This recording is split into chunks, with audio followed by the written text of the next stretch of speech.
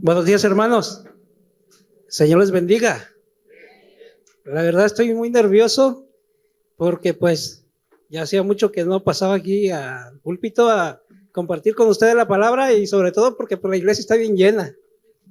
Y pues sí me pongo nervioso, la verdad, todavía. Pero le doy gracias a Dios por esta oportunidad y le voy a pedir a cada uno de ustedes que cierre sus ojos para orar por el mensaje. Padre, en el nombre de tu amado Hijo Jesucristo, te doy las gracias, Señor, por tu misericordia y por tu bondad. Te doy las gracias, Señor, también por darme esta preciosa oportunidad de poder predicar tu palabra y de poder, Señor, aprender más acerca de lo que tienes tú para nosotros. Señor, yo te pido que si hay alguna falta en mí delante de tu santísima presencia, me perdones toda mi maldad, Señor, y me hagas digno con tu sangre preciosa de estar en este lugar. Te doy las gracias, Señor, y te pido, Padre, que pongas tus palabras en mí para que este mensaje sea de edificación y de bendición para todos aquellos que vamos a escuchar tu palabra. Te lo pido en el nombre de tu amado Hijo Jesucristo. Amén. Bueno, ya dijo el hermano, Apocalipsis, capítulo 21, hermanos. Si gusta, yo lo leo, o si gusta abrirlo, Apocalipsis 21, del versículo 1 al 5.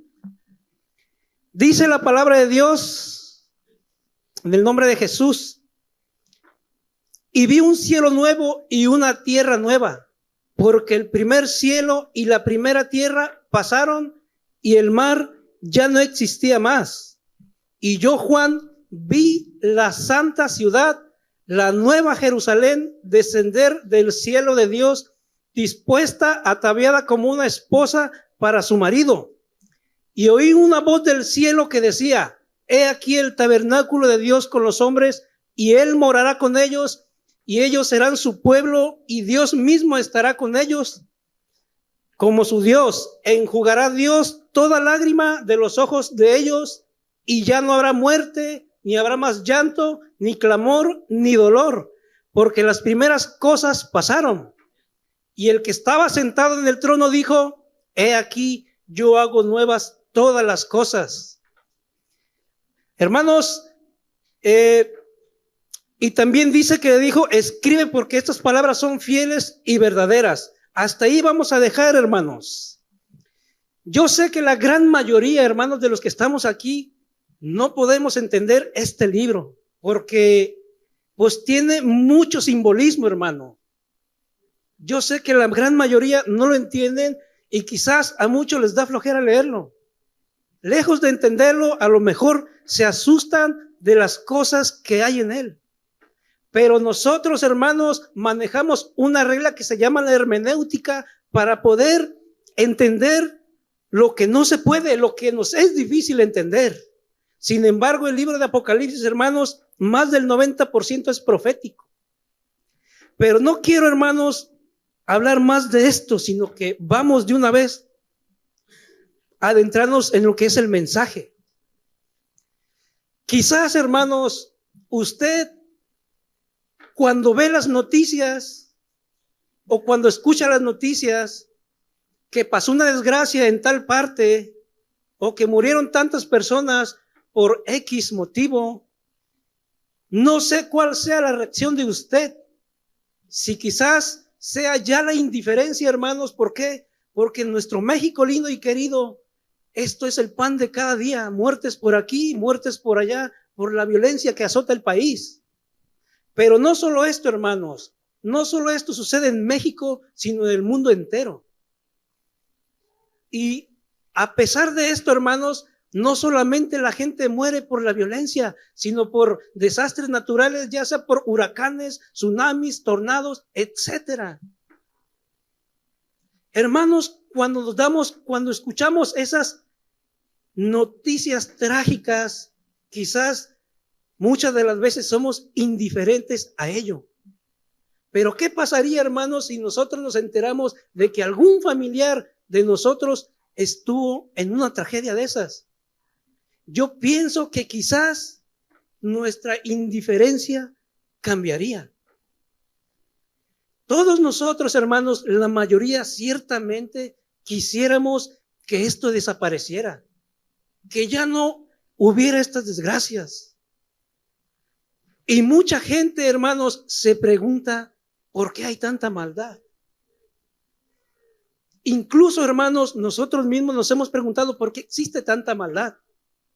Pero, hermanos, nosotros, ¿qué respuesta le damos al mundo como cristianos que somos? Nosotros no podemos evitar la verdad. Nosotros no podemos darle al mundo una respuesta equivocada. ¿Por qué? Porque el ser cristiano no te deja exento, hermano, de los sufrimientos que sufre un pagano. ¿Cómo puedes decirle a alguien que te pregunta, a ti que eres cristiano, que los cristianos estamos lejos de esas cosas, que a nosotros no nos pasa esas cosas? ¿Por qué? Porque cuando una persona, un cristiano enferma y ellos te ven, no puedes ocultarlo, hermano. Nosotros o muchas personas, hermanos, quisieran que aquellas personas que hacen el mal recibieran el mal con dolor lo que ellos han causado. Pero también se preguntan, ¿por qué muchas personas buenas sufren? Hermanos, yo pienso que la gran mayoría de los que estamos aquí hemos cuestionado a Dios cuando nos están sucediendo cosas aparentemente malas. Y lo primero, hermanos, que hacemos es, ¿por qué, Señor, me pasa esto a mí? Quien ha sufrido, hermanos, no me diga que no ha cuestionado a Dios, porque yo creo que la gran mayoría lo hemos hecho. Pero Dios, hermanos, quizás no se moleste porque lo cuestionamos. ¿Por qué? Porque Él también sufrió, hermanos. Él nos conoce perfectamente y entiende nuestro sufrimiento cuando estamos pasando por Él. Tal vez, hermanos, Dios permita que lo cuestionemos para así conocerlo más, hermanos. Nosotros, en cuanto a la luz que hemos recibido de parte de Dios, nos damos cuenta del carácter de Dios, hermanos.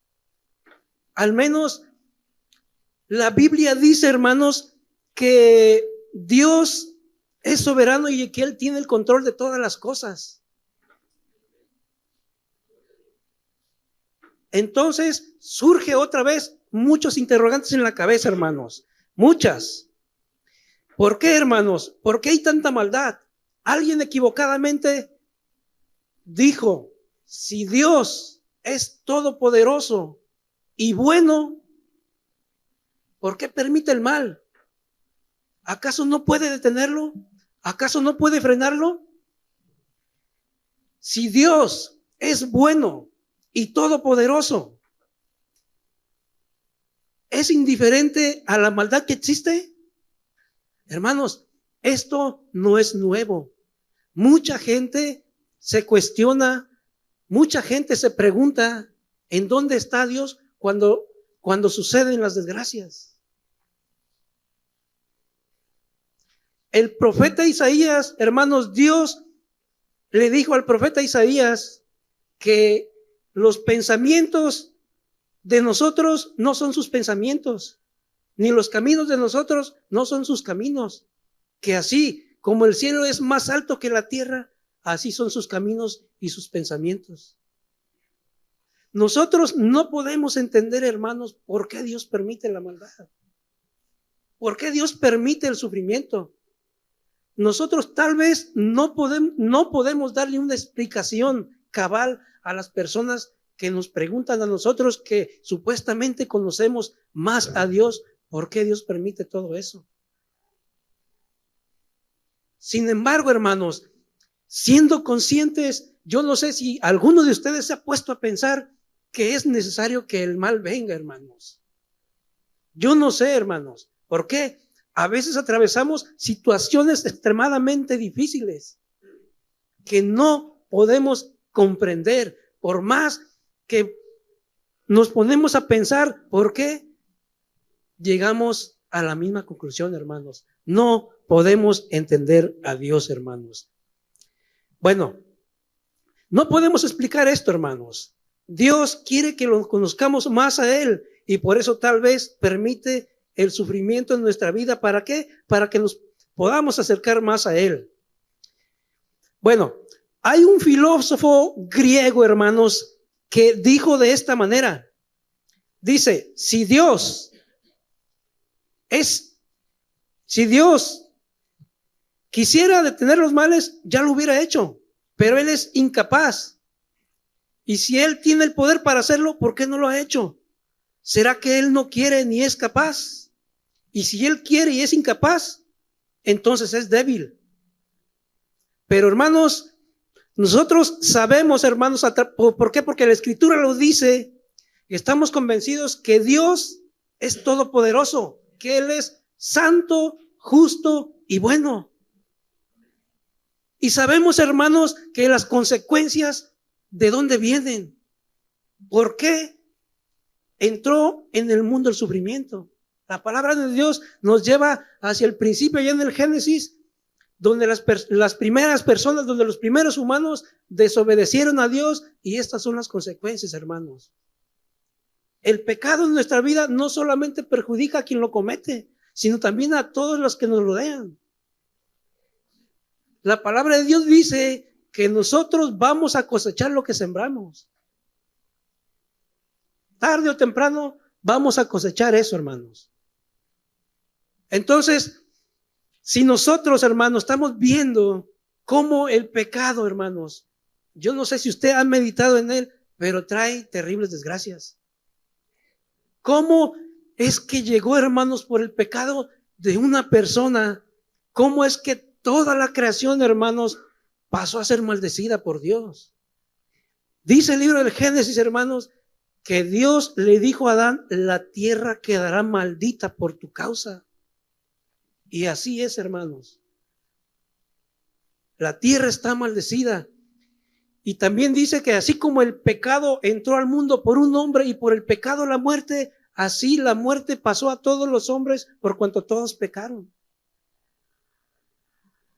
En la mente de Dios, hermanos, no estuvo que el ser humano muriera. Sin embargo, por consecuencia del pecado, hermano, todo en esta vida se deteriora y pasa y desaparece por culpa del pecado, hermanos. Entonces, no podemos, hermanos, seguir viviendo de esta manera cuando vemos tanto sufrimiento, hermanos, tanto dolor y tanta muerte, hermanos. Nosotros como cristianos, hermanos, debemos de hacer conciencia, y si nosotros llevamos una vida doble, hermanos, no creas que podemos engañar a Dios. Dios de alguna manera nos va a cobrar aquello que andemos haciendo mal. Muchas veces, hermanos, la gente es buenísima para juzgar un acto. Por ejemplo, si ven a una persona que está sufriendo, rápidamente pensamos que es un juicio de Dios el que está cayendo sobre la persona porque es pecador. Pero tenemos un ejemplo en la Biblia, hermanos. Si vamos allá a Job no sabía por lo que él estaba pasando. Todos sabemos, hermano, la historia de Job. Él no sabía por qué le estaba sucediendo aquello. Sin embargo, Job sabía que Dios era bueno. Y aún así, con todas las desgracias que le vinieron, Job decidió seguir creyendo y confiando en Dios.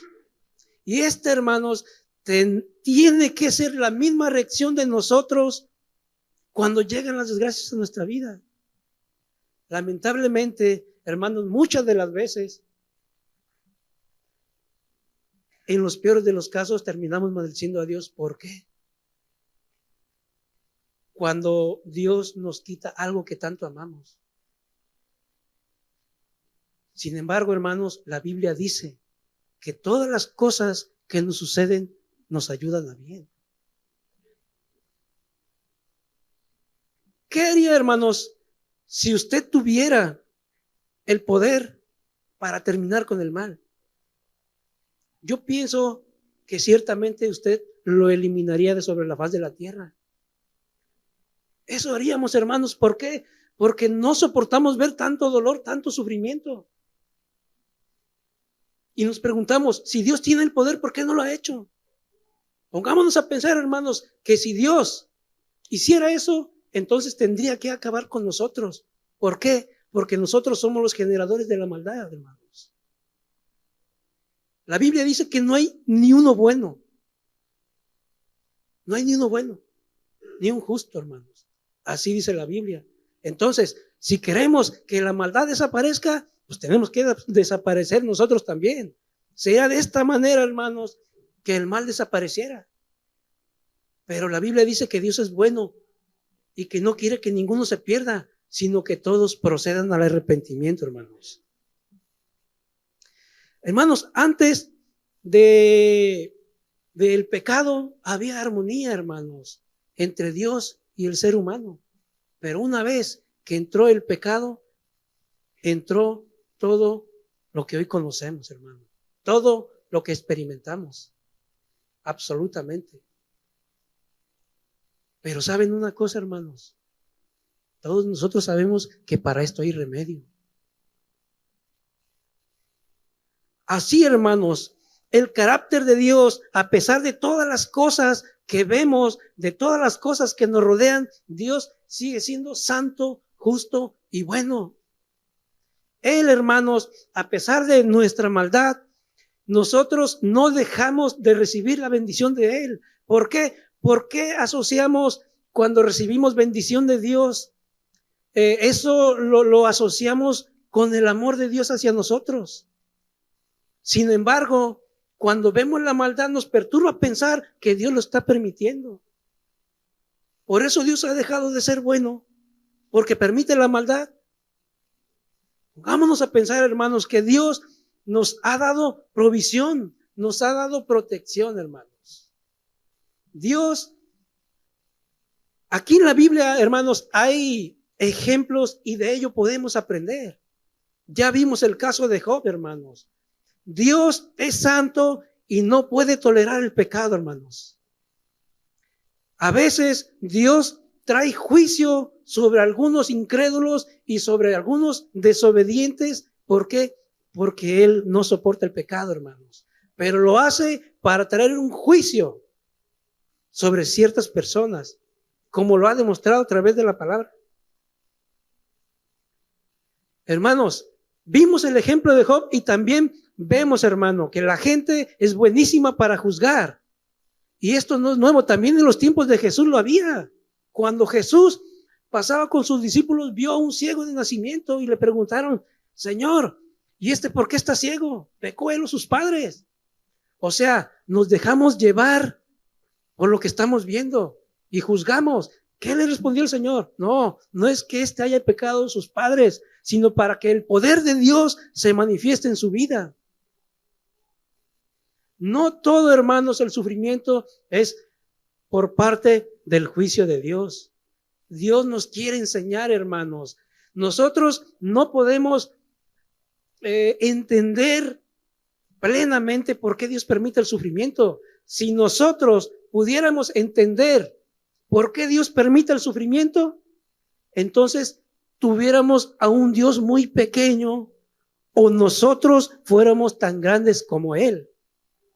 Afortunadamente, hermanos, surgen de nuestra cabeza muchas preguntas y muchas de ellas quedan sin respuesta. Dios, hermanos, deja eso. ¿Para qué? Para acercarnos más a Él, hermanos. Cuando una persona sufre, muchas de las personas que sufren buscan equivocadamente a Dios.